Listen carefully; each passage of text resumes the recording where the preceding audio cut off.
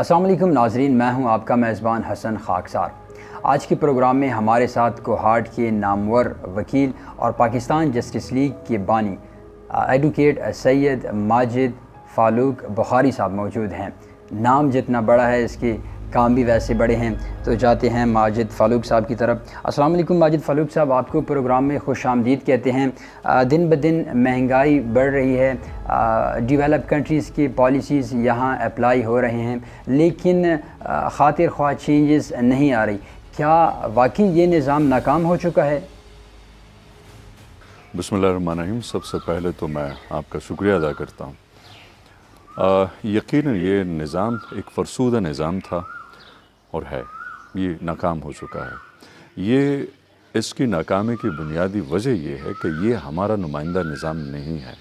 یہ جن کا نمائندہ نظام تھا وہ جا چکے ہیں، اب ہمیں اپنا ایک نمائندہ نظام بنانا ہے، کیونکہ یہ نظام ہماری نمائندگی نہیں کر رہا بلکہ یہ کسی اور کے لیے کام کر رہا ہے، کسی اور کے آبجیکٹیوز اچیو کرنے کے لیے۔ ہاں، ہم نے نام اس کو اپنے نظام کا دیا ہوا ہے، لیکن یہ ہمارا نظام نہیں ہے، ایک فرسودہ نظام ہے۔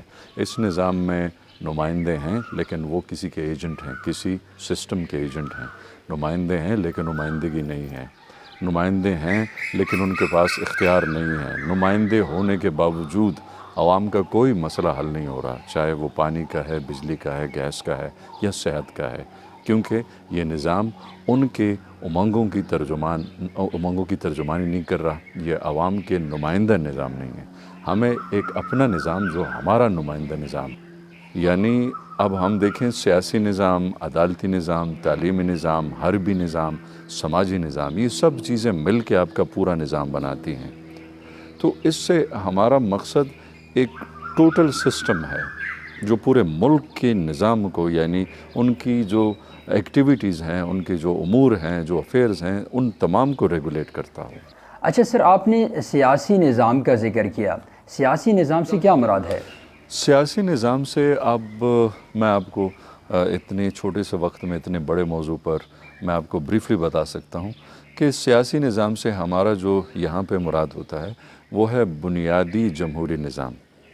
ہمارا جو بنیادی جمہوری نظام ہے وہ اس قابل ہی نہیں ہے کہ وہ آپ کے لیے اچھی قیادت پیدا کرے، تو ہمیں ایک ایسا نظام ہمارے پاس ہے الحمدللہ کہ جسے ہم اچھی قیادت کو سامنے لا سکتے ہیں، جو گراس روٹ لیول پر ہو، اور گراس روٹ لیول پر ہم ہماری امپرومنٹ ہی اوپر لیول تک، یعنی اعلیٰ سطح پر ہماری کارکردگی اور ترقی کا ضامن بن سکتی۔ بخاری صاحب، آپ اکثر تعلیم کی بات کرتے رہتے ہیں اور کے پی کے میں تو ایمرجنسی بھی نافذ ہے تعلیم کے حوالے سے، لیکن اس کے باوجود بھی ہمارے تعلیمی ادارے، بہت سے ایسے تعلیمی ادارے ہیں جو کہ زوال کا شکار ہے، جہاں کی بلڈنگ دیکھنے کے قابل نہیں ہے، تو کیسے یہ نظام ٹھیک ہوگا؟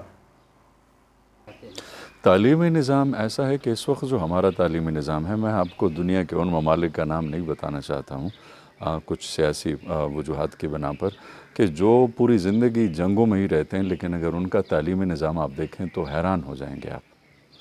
اس میں اب دیکھیں، ہم نے اسکول میں ایجوکیشنل ایکسپرٹ کو، یعنی ایجوکیشنسٹ کو ہم نے مینجمنٹ میں ڈال دیا، اور مینجمنٹ کے جو لوگ ہیں، مینیجرز ہیں، ان کو ہم نے ایجوکیشنسٹ کر دیا۔ ہمارے جو مشاور حضرات ہیں وہ بھی اس فیلڈ سے ان کا کوئی تعلق نہیں ہوتا، لیکن اس میں مشاور بن جاتے ہیں، ان کی کوئی ایکسپرٹیز نہیں ہوتی۔ ایسا ہی ہمارے اسکولوں میں ہے۔ اسکول میں دو قسم کی ایکٹیویٹیز چلتی ہیں، ایک ایجوکیشنل چلتی ہے، ایک آپریشنز چلتی ہیں، یعنی مینیجریل چلتی ہیں۔ آپ دیکھیں تو دنیا کے مختلف ممالک میں اسکولز، یعنی کالجز، یونیورسٹیز یا انسٹیٹیوٹس جو ہیں ایجوکیشنل، اس میں دو قسم کی سٹاف ہوتا ہے، ایک مینجمنٹ کا الگ ہوتا ہے اور ایجوکیشن کا الگ ہوتا ہے۔ تو مینجمنٹ میں صرف مینیجریل لوگ لائے جاتے ہیں جو مینجمنٹ کے ایکسپرٹ ہوتے ہیں، پھر ان دونوں کا کوارڈینیشن چلتا ہے اور اس طرح وہ انسٹیٹیوٹ آگے دوڑتا ہے۔ لیکن اس سے جو امپورٹنٹ بات یہ ہے کہ ان کا یہ تمام چیز جو ہوتی ہے وہ آپ کے سیاسی قائدین کے انڈر ہوتی ہے، کیونکہ ہر ڈسٹرکٹ میں، ہر ولیج میں ایک الگ سسٹم ہوتا ہے، ان کا اپنا ایک مزاج ہوتا ہے، الگ تہذیب ہوتی ہے، اپنی ان کی ہسٹری ہوتی ہے، اور ان تمام چیزوں کو آپ نے ایجوکیشن میکینزم میں لا کے انکارپوریٹ کرنا ہے۔ تو اس لیے ہم تعلیمی نظام کو سیاسی نظام کے انڈر لائیں گے، لیکن ایک بہترین سیاسی نظام کے، اور بہترین سیاسی نظام ہمارا یہ ہے کہ ہمارا ایک میکینزم ہم لوگوں نے ڈیولپ کیا ہے جس میں ہم لوگ ڈسٹرکٹ گورنر بنائیں گے، اور ڈسٹرکٹ گورنر کے انڈر 2 کونسلز کام کریں گی. ایک کونسل جس کو ہم الیکٹڈ کونسل کہتے ہیں، اور دوسری سائڈ پہ جو کونسل ہوگا وہ پبلک کونسل ہوگی. پبلک سے میرا مراد گورنمنٹ کا ہے، اور الیکشن سے مراد وہ منتخب شدہ نمائندگان ہیں. جو گورنمنٹ کے جتنے بھی ڈپارٹمنٹ جس ڈسٹرکٹ میں کام کرتے ہیں وہ تمام ڈسٹرکٹ گورنر کے انڈر کام کریں گے. اگر وہ ڈسٹرکٹ ایڈمنسٹریشن کے ہیں، ڈپٹی کمشنر صاحب ہیں، یا اسسٹنٹ کمشنر صاحب ہیں، ایجوکیشن ڈپارٹمنٹ کے ہیں، الیکٹریسٹی کا ہے، گیس کا ہے، سب ہیں. یہ تمام ڈپارٹمنٹس کے ہیڈز جو ہیں یہ ڈسٹرکٹ گورنر کے انڈر کام کریں گے. اور دوسری کونسل جو ہے وہ الیکٹڈ لوگوں کی ہے کہ جس میں مختلف جو گاؤں سے شہروں سے جو نمائندے منتخب ہوئے ہیں وہ ان کا اپنا ایک کیبنٹ یعنی ایک کونسل ہوگی. تو ان کی جو ترجمانی، ان کی جو منگیں ہیں، ان کی جو ضروریات ہیں، وہ ڈسٹرکٹ گورنر ان سے یعنی گورنمنٹ ڈپارٹمنٹ جو اس مقصد کے لیے بنے ہوئے ہیں ان سے کام نکالیں گے اور ان کو آپریٹ کریں گے. پھر یہی ڈسٹرکٹ گورنر پروونشل لیول پر بھی اس ڈسٹرکٹ کی نمائندگی کرے گا، جس میں ہمارے جو ایم پی ایس کا ایکسپینس ہے یہ سب چیزیں ختم ہو جائیں گی، اور ہمارا گورنمنٹ کی جو ٹریجری ہے اس کے اوپر فائنینشیل جو برڈن ہے وہ کم ہو جائے گا. پھر یہی جو ڈسٹرکٹ گورنر ہے یہ آپ کا کیپٹل میں یعنی فیڈرل میں بھی آپ کی نمائندگی کرے گا. اس وقت ہمارے پاس ہیں 5-5, 6-6 قسم کی نمائندگیاں. جو ہمارے ایم پی ایس صاحب ہوتے ہیں ان کے پاس اپنا ایک سٹرکچر ہوتا ہے، ایم این اے صاحب کا الگ ایک سٹرکچر ہوتا ہے، ڈپٹی کمشنر اور کمشنرز کا اپنا ہوتا ہے. پھر ان لوگوں کے آپس میں کوارڈینیشن نہ ہونے کی وجہ سے سارا جو ملبہ ہے نقصان وہ عوام کو ہی ملتا ہے، ان کے مسائل. اچھا سر، آپ نے M P A M N A کی بات کی، تو کوہاٹ سے تعلق رکھنے والے ایک ایم این اے وفاقی وزیر، ایک ایم پی اے صوبائی وزیر، جبکہ ایک سینیٹر بھی موجود ہیں، لیکن کوہاٹ کے لیے تاحال بڑے پروجیکٹس نہیں آئے. کیا کہیں گے آپ اس بابت؟ بدقسمت یہ ہے کہ میں تو پہلے بھی اس کا ذکر کر چکا ہوں کہ آپ اگر پورے پاکستان میں دیکھیں یہ وزیر یا وزارت مسئلہ نہیں ہوتا، ان کے اختیارات کا مسئلہ ہوتا ہے اور ان کی کمپیٹنس کا مسئلہ ہوتا ہے. آپ کسی کو بھی آپ مثال کے طور پر ڈسٹرکٹ لیول پر اگر آپ اس کو اختیارات کوئی اس کی نمائندگی دیں لیکن اختیار نہ دیں تو وہ کچھ بھی کرنے کے قابل نہیں ہوتا. آپ نے اپنے نمائندوں کو ایک ایسے پیچیدہ نظام کا تابع بنایا ہوا ہے کہ وہ اس نظام میں کوئی بھی کام کرنے سے پہلے وہ تھک جاتے ہیں اور وہ کام آگے جا نہیں سکتا. آپ دیکھیں جو کوہاٹ میں آپ اگر منسٹرز کی بات کرتے ہیں، اب ہمارے پاس 2 منسٹرز ہیں، سینیٹرز بھی ہیں، لیکن اس کے باوجود آپ کا بجلی کا مسئلہ حل نہیں ہوا. ایسے ہی دوسرے ڈسٹرکٹس میں بھی ہیں. آپ ان کے باوجود کہ وہ ہمارے بڑے دبنگ ہیں، بڑی باتیں کرتے ہیں، بڑی ان کے اپروچ ہیں، بڑی تصویریں آتی ہیں، لیکن کام نہیں ہوتا. اس کی وجہ یہ ہے کہ ان کے پاس وہ اختیار ہے نہیں، وہ کمپیٹنس، وہ اتھارٹیز جو ان کی ہونی چاہیے وہ نہیں ہے. میں پھر سے وہی بات کروں گا کہ نمائندے ہیں لیکن نمائندوں کے پاس اختیارات نہیں ہیں، اور یہ جو جمہوریت سے لوگوں کی مایوسی ہے اس کا سبب ہی یہی ہے. اچھا بخاری صاحب، چونکہ آپ وکیل ہیں تو قانون کے حوالے سے ایک کویسچن کرتے چلیں. بیشتر لوگوں کا یہ خیال ہے کہ عوام کو تاحال انصاف اس لیے مکمل نہیں مل رہا کیونکہ اس میں وکلاء برادری بھی انوالو ہے. موجودہ حکومت ریاست مدینہ کے دعوے کر رہی ہے لیکن تاحال لارڈ مائیکل کا قانون چل رہا ہے. کیا عدالتی نظام ایسا ہوگا؟ بالکل، آپ لوگوں کا انالیسس بہت ہی اچھا ہے. یہ تھامس بیبنگٹن میکالو تھا، میرے خیال میں 1835 میں 1835 میں.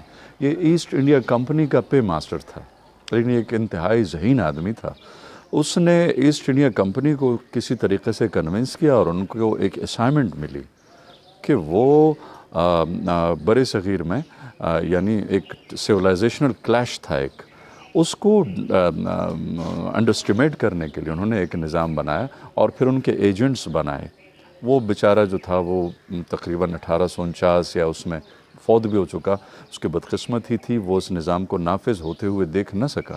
لیکن اس نظام پہ ایسٹ انڈیا کمپنی نے جس طریقے سے کام کیا، یعنی اس نظام پہ کام کرنے کا مطلب آپ کہ اپنا جو انڈیجنس میکانزم تھا، جو دنیا کا بہترین ایگزامپلری سسٹم تھا، اس کو سبجوگیٹ کرنے کے لیے، اس کو شکست دینے کے لیے جس طرح فنڈنگ کی گئی، جس طرح اسٹریٹجیز بنائی گئی، اور اس کی کنٹینیوٹی اب تک چلتی آ رہی ہے کہ اسی نظام کے تحفظ کے لیے اب بھی آپ کو فوراً سے فنڈ ملتا ہے. ایسا ہے کہ آپ کو مختلف قسم کے لوگ آتے ہیں. بحیثیت اگر وکیل میں دیکھوں تو اس میں 2 قسم کے لوگ آتے ہیں. ایک یا تو ظالم ہوگا، دوسرا مظلوم ہوگا. یقیناً اگر وہ ظالم جو ہے وہ اپنا ڈیفینس چاہے گا تو یقیناً وہ اس کو پیمنٹ کرے گا، اس کی فیس لے گا وہ.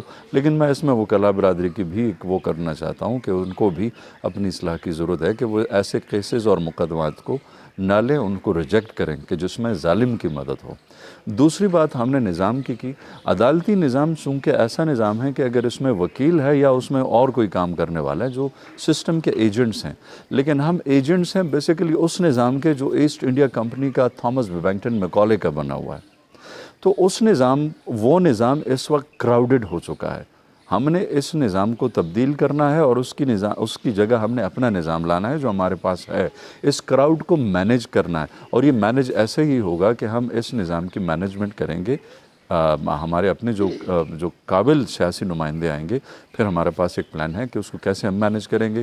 ولیج بیسڈ لائیں گے، ہم ان کو سٹی بیسڈ لائیں گے، ڈی سینٹرلائز کریں گے اس کو. اور پھر اس کا جو جوڈیشل میکانزم ہے اس میں جج کے ساتھ کون سی جوڈیشری بیٹھے گی اور اس میں کن کن لوگوں کی نمائندگی ہوگی، ایکسپرٹس کون ہوں گے اس میں، گورنمنٹ کی گاؤں کی طرف سے ان میں نمائندگی کن کی ہوگی، مذہبی طور پر کن کی نمائندگی ہوگی، اور پھر وہ جو ایگریوڈ فیملیز ہیں ان کی طرف سے کیسے ہوگی. یہ ایک مکمل میکانزم ہمارے پاس ہے انشاءاللہ، جو جلد ہی اس کے متعلق ہم آپ کو بریف کریں گے. ماجد فاروق صاحب، آپ سے بات کر کے بہت اچھا لگا. وقت دینے کا شکریہ.